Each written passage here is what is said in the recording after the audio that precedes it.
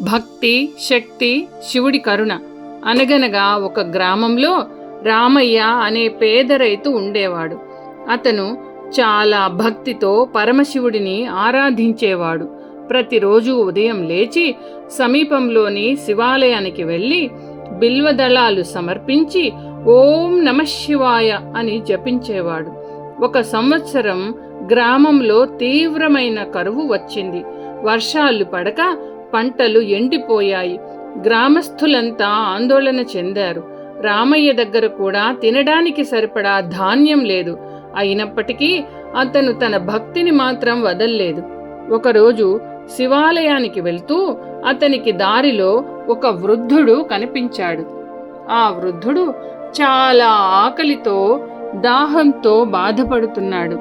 రామయ్య దగ్గర ఉన్న కొద్దిపాటి ఆహారాన్ని కూడా ఆ వృద్ధుడికే ఇచ్చేశాడు. తాను ఆకలితో ఉన్నా దేవుడే నన్ను కాపాడుతాడు అని నమ్మాడు. ఆ వృద్ధుడు చిరునవ్వు నవ్వి, నీ దయకు ప్రతిఫలం తప్పకుండా లభిస్తుంది అని చెప్పి వెళ్ళిపోయాడు. ఆ రాత్రి రామయ్యకు కలలో పరమశివుడు ప్రత్యక్షమయ్యాడు. చంద్రశేఖరుడైన శివుడు చిరునవ్వుతో, రామయ్య, ఈరోజు నువ్వు సహాయం చేసిన వృద్ధుడు నేనే.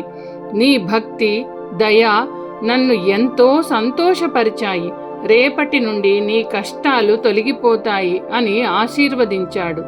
మరుసటి రోజు ఉదయం ఆశ్చర్యకరంగా ఆకాశం మేఘాలతో నిండిపోయింది. కొద్దిసేపట్లో భారీ వర్షం కురిసింది. గ్రామంలోని చెరువులు, బావులు అన్నీ నిండిపోయాయి. పొలాలు పచ్చగా మారాయి. రామయ్య పొలంలో ఆ సంవత్సరం అత్యధిక పంట పండింది. గ్రామస్తులంతా అతని అదృష్టాన్ని చూసి ఆశ్చర్యపోయారు. కానీ రామయ్య మాత్రం ఇది నా అదృష్టం కాదు, శివుడి కరుణ అని వినయంగా చెప్పాడు. ఆ రోజు నుండి గ్రామ ప్రజలు భక్తితో పాటు సేవ కూడా ఎంతో ముఖ్యమని గ్రహించారు. రామయ్య కథ నీతి గ్రామమంతా వ్యాపించి అందరికీ ఆదర్శంగా నిలిచింది. నీతి: దేవుడు భక్తిని మాత్రమే కాదు, మన హృదయంలోని దయను కూడా చూస్తాడు.